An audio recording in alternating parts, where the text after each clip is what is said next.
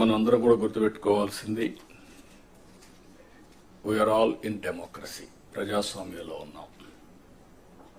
5 సంవత్సరాలకు ఒకసారి ప్రజలు మ్యాండేట్ ఇస్తారు. అదే సమయంలో అధికార యంత్రాంగం ప్రజలకు ఆమోదయోగ్యమైన పరిపాలన ఇవ్వడానికి మీరు ప్రయత్నం చేస్తారు. ఒక్కొక్క లీడర్ వచ్చినప్పుడు ఒక్కొక్క విధానాలు ఉంటాయి. ఒక లీడరు తన యొక్క పరిపాలనతో ముందుకు తీసుకుపోయే పరిస్థితులు ఉంటాయి. ఒక్కొక్క లీడర్ వస్తే డిస్ట్రక్షన్ కూడా జరుగుతుంది.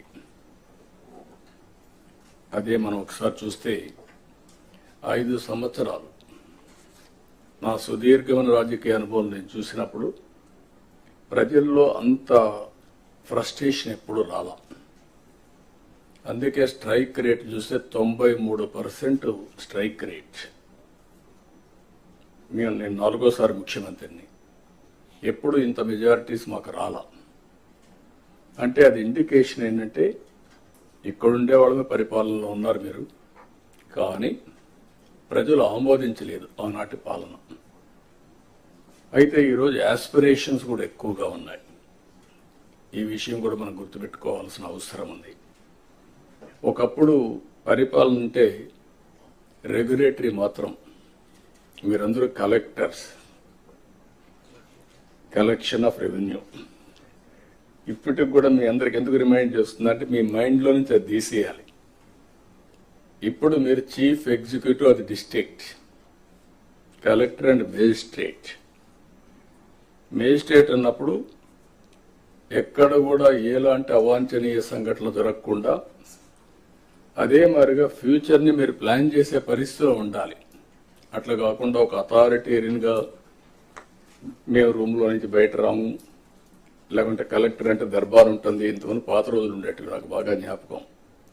ఎంఆర్ఓ ఆఫీస్ ఉండేది. మీరు కొత్త కాబట్టి, మీరు కొంత యంగ్స్టర్స్ కాబట్టి మీకు తెలియదు. ఏసీ రూమ్లో కూర్చొని పంకా పెట్టుకునేవాళ్ళు. ఒక మనిషి ఉండి దాన్ని లాగుతా ఉండేవాడు. అంటే అది స్టేటస్ సింబల్ అయిపోయింది. బ్రిటిష్ వాళ్ళు ఉన్నప్పుడు కరెంటు లేదు కాబట్టి ఫ్యాన్ కూడా సరిగా లేకపోతే పంకా పెట్టి దాన్ని లాగుతూ ఉంటారు, గాలి వేస్తూ ఉంటారు. అలాంటి ఓల్డ్ అడ్మినిస్ట్రేషన్. కలెక్టర్స్ కూడా నేను నాకు 30 సంవత్సరాల నుంచి మిమ్మల్ని చూస్తున్నాను. నేను ముఖ్యమంత్రిగా అంత ముందు కూడా చూశాను. 45 ఇయర్స్ 47 ఇయర్స్ చూశాను. అయితే ఈరోజు మనం గుర్తుపెట్టుకోవాల్సింది ఏంటంటే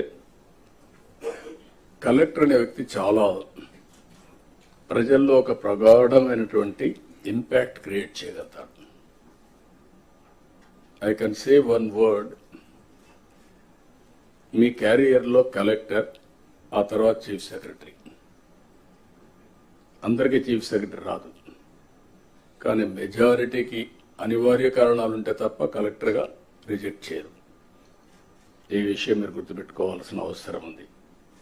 ఆ కలెక్టర్గా మీరున్న సమయంలో మీరు చేసే పనులు, మీరు ప్రజల్లో మీరు చేసిన పనుల వల్ల వచ్చే ఇంపాక్ట్ శాశ్వతంగా ఉంటాయి. ఇప్పటికి కూడా కొంతమంది కలెక్టర్స్ గురించి మాట్లాడుతూ ఉంటాం.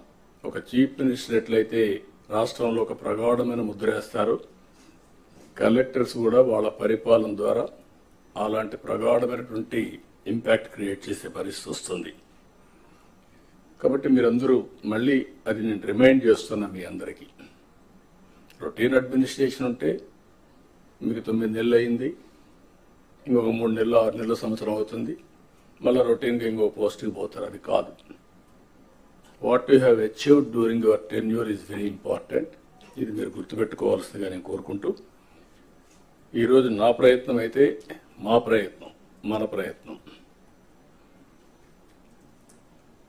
విధ్వంసమైన రాష్ట్రాన్ని గాడిన పెట్టడానికి మేము ఎన్నికల్లో చెప్పాం చాలా స్పష్టంగా, రాష్ట్రాన్ని పునర్నిర్మాణం చేస్తామని.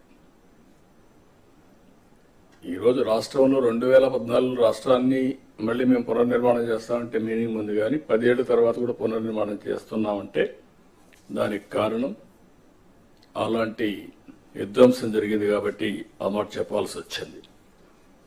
అయితే ఈ ప్రభుత్వం చాలా స్పష్టంగా ఎన్నికల్లో చెప్పాం, మళ్ళీ చెప్తున్నా, సమిక్షేమం, అభివృద్ధి, స్వపరిపాలన. ఈ 3 పిల్లర్స్ పైన అనునిత్యం మీకు గుర్తుండాలి, మాకు గుర్తుండాలి. పేదరికం పోవాలంటే, ప్రజలు హ్యాపీగా ఉండాలంటే సంక్షేమ కార్యక్రమాలు తప్పవు. సంక్షేమ కార్యక్రమాలు చేయాలంటే రెవెన్యూ కావాలి, ఆదాయం కావాలి.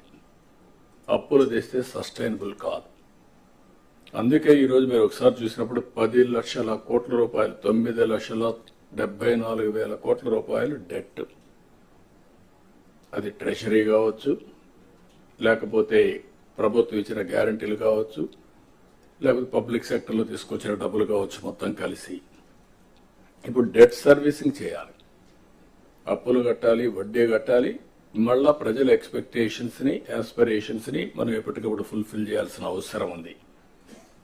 అందుకే మేము సూపర్ 6 మాట్లాడాం. ప్రజల్ని ఆ రోజు కన్విన్స్ చేయడానికి కానీ, ఏం చేస్తామో నిర్దిష్టమైన హామీలు ఇవ్వడం. ప్రతి ఒక్క రాజకీయ పార్టీ కూడా ఎలక్షన్ మేనిఫెస్టో ఇస్తాం, ప్రజలు నమ్మి ఓట్లేస్తారు. ఆ తర్వాత పరిపాలన ద్వారా అవన్నీ ఫుల్ఫిల్ చేయడానికి ముందుకు పోతున్నాం. అందుకే 9 నెలల్లో మీరు చూస్తే అనేక హామీల్ని అమలు చేసుకుంటూ వచ్చాం. ఇప్పటికి పింఛన్లు దేశంలో ఎక్కడా లేదు. 4,000 రూపాయలు నా జీవితంలో నేను చూశాను. 2,000 నుంచి 200 నుంచి 2,000 చేశాం. మళ్ళీ 3,000 అయితే దాన్ని 4,000 చేశాం. తెలుగుదేశం పార్టీ 40 రూపాయలతో ప్రారంభించిన పింఛను ఈరోజు 4,000 రూపాయలు దేశంలో ఎక్కడా ఇవ్వని విధంగా ఇచ్చే పరిస్థితికి వచ్చాం. అదే మరి దివ్యాంగులకి మీరు చూస్తే 6,000 రూపాయలు చేశాం. అది కూడా 5,000 రూపాయల నుంచి 6,000 నేనే చేశాను. 2014లో 500 ఉంటే దాన్ని 3,000 చేసి మళ్ళీ ఇప్పుడు 6,000 చేశాం. ఇది కాకుండా మీరు చూస్తే కిడ్నీ పేషెంట్స్ కానీ, డయాలసిస్ చేసుకునే వాళ్ళు కానీ, ఇలాంటి వాళ్ళు చాలా మంది ఉన్నారు. లెప్రసీ పేషెంట్స్ కానీ, ఇలాంటి వాళ్ళందరికీ 10,000 రూపాయలు ఇస్తున్నాం. కొంతమంది బెడ్ రిడన్ అయిపోయారు, వాళ్ళకు ఒక మనిషి కావాలి, అసిస్టెంట్. దానికి మానవతా దృక్పథంతో 14-15,000 రూపాయలు ఇస్తున్నాం. ఈ దేశంలో నాకు తెలిసి ఎక్కడ ఇవ్వడం లేదు. ఈ ఒక్క కార్యక్రమంకే 33,000 కోట్ల రూపాయలు సంవత్సరానికి ఖర్చు పెడుతున్నాం. This is the biggest DBT welfare programme. మీరు గుర్తుపెట్టుకోవాల్సిన అవసరం ఉంది. ఇంత చేసినప్పుడు ప్రజల్లో ఎప్పటికప్పుడు రిమైండ్ చేయడం కోసం 1 తారీఖు ఇస్తున్నాం. పేరు కూడా పేదల సేవలను పెట్టుకొని మనం ముందు తీసే పరిస్థితికి వచ్చాం. ఇది కాకుండా మీరు చూస్తే 204 అన్నా క్యాంటీన్లు. ఇది ఒక స్ఫూర్తి. ఎన్టీ రామారావు గారు ముఖ్యమంత్రిగా ఉన్నప్పుడు అన్నదానం టీటీడీలో ప్రారంభించారు. ఇప్పుడు అది 2,200 కోట్ల రూపాయలు కార్పస్ అయ్యి సర్ప్లస్ మనీ వచ్చింది.